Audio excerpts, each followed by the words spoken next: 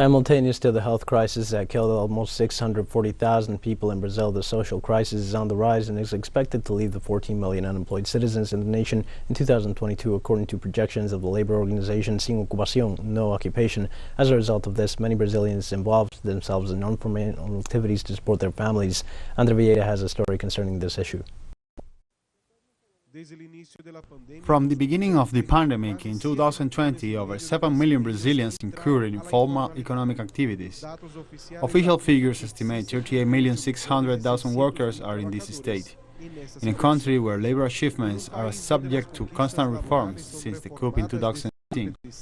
Street vendors, known here as ambulantes, mobilized to demand their rights and try to prevent new setbacks. The importance of informal workers for the economy, Brazil having such a big unemployment rate, it is that if it wasn't for them, it would be so much worse. We need the public power to see us as workers. I go out every day and I say, I am an informal trader. Do I go out to the streets to play? No. I get out of my house and leave my son there, and by the end of the day I have to come back with food. The national government denied her financial aid, so Ana Lucia went to protest against Rio de Janeiro City Hall, which destroyed her kiosk and left her unemployed.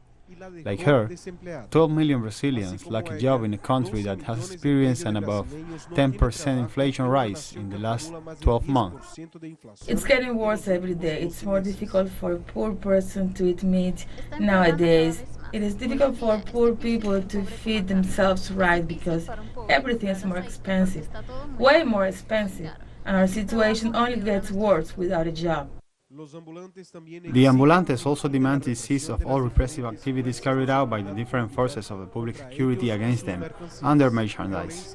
That sort of violence killed Thiago Macedo de Oliveira, slain by a military police member while he sold candy at the entrance of a cheap port in Niterói, in Rio's metropolitan area. When I see that kind of thing, I put myself in the shoes of that person. He was a worker, he was just earning a living, he was trying to make money for his daughter's second birthday. And just having a death like that is terrible, all because of an act of racism. With the carnival holidays rescheduled for April due to the pandemic, those who marched in downtown Rio were the ambulantes to demand Mayor Eduardo Paes the payment of the carnival guarantee so far to those registered in the festivities sponsoring beer company. Traders and vendors need to work and rights have to be equal. If there is a carnival emergency aid for some, it has to be for everyone.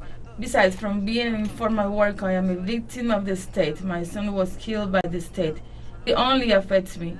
The government does not benefit me one bit. Amid an economic crisis harshened by the pandemic, occupying the streets is an important instrument for the workers in their quest to reclaiming their rights in a country ruled by neoliberal presidents in the past year. Andre Vieira, TeleSUR, Brasil.